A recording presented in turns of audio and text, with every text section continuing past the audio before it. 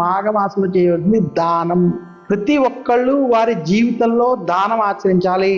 కలియుగంలో ఏమి చేస్తే అతి సులభంగా మనం బయటపడవచ్చు అనేటువంటి ప్రశ్నకి దానము, భగవద్ నామస్మరణ అని చెప్పడం జరిగింది.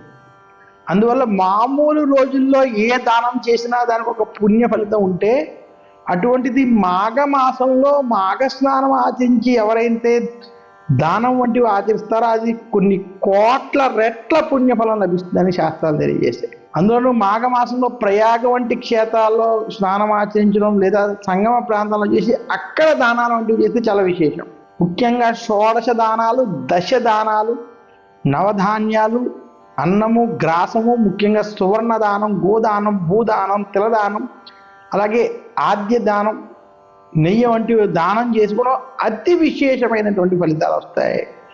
లవణ దానం, నువ్వుల దానం వంటి దానాలు కూడా చాలా విశేషమని శాస్త్రాలు తెలియజేశాయి. ఈ రకమైనటువంటి దానాలు, పుస్తక దానం వంటి దానాలు మనకి మాఘమాసంలో కొత్తగా వచ్చే పంచాంగాలు కావచ్చు, అలాగే కొన్ని ప్రత్యేకమైన రామాయణ, మహాభారతం, పురాణాలకు సంబంధించినటువంటి గ్రంథాలను ప్రచురణ చేసి దానం చేయడం, లలితా సహస్రనామం, విష్ణు సహస్రనామం స్తోత్రాలను దానం చేయడం చాలా విశేషం.